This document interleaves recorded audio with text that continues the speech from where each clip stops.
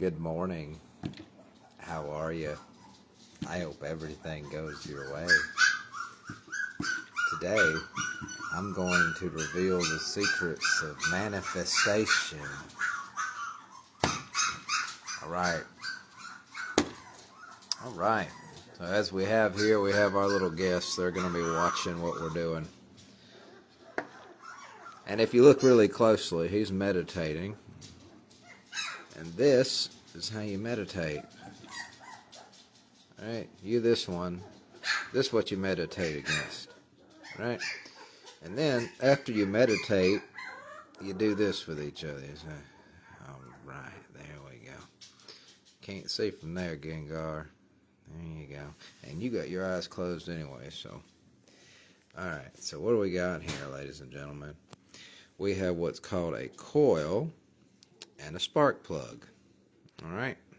In between is usually a distributor, or if it doesn't have a distributor on a system that utilizes that, it's got a magnetic pickup that does some things. Alright, but we're going to ignore the magnetic pickup in our distributor for this example. So we've got a coil, an ignition coil, and power goes into one of these doohickeys, and power grounds back to the battery on the other doohickey, and in the middle we have a spark plug, a coil wire that goes to our spark plug ultimately. Alright, so, and the spark plug is grounded to the motor, by the way. That's how current can flow through it, or energy. So we got our ignition coil right here. And what happens is there's these literal, like, you think of like spools of like thread that you buy at the store to sew with, but with copper instead. Those are windings or coils. Alright, so in a system like this, you have a primary and a secondary coil. The secondary coil of wire is, or spool of wire, but it's a coil, is located inside of the primary. The primary is what the power goes into that doohickey and comes out. That's connected to your primary windings in an ignition coil. Okay, so inside of there, connected to the middle and going ultimately to our spark plug, is our secondary winding. Okay, so when the primary does this thing called induction, it basically means that when there's current or electricity inside of a wire, and it gets near another wire that may not have electricity in it, it induces or puts it in there through a field. Alright, where else have we heard the word field at before in the context of manifestation? Your thought field. Thought is energy.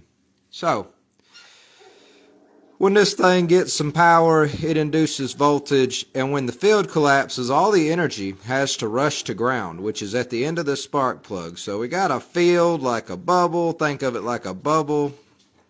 He's going to sue me for causing injury. You're a ghost.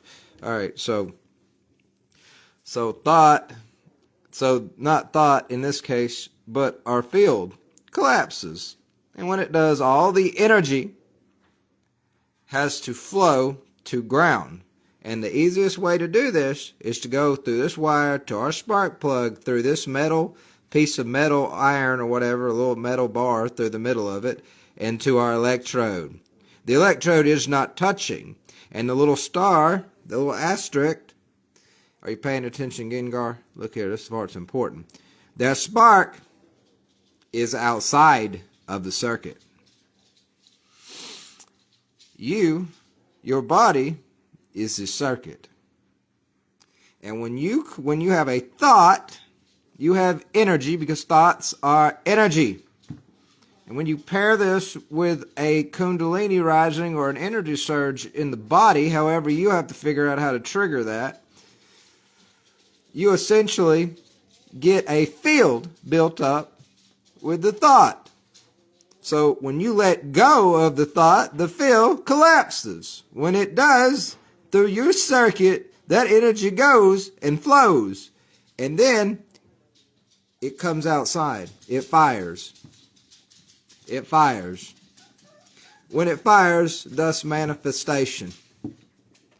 So, when you got that thought energy going, you have powered up the coils, basically, and you've created a field. All right, you're thinking of it, you're holding it, you're fired up, you're meditating on it, and then all of a sudden, you let go, and all that energy has to go to ground.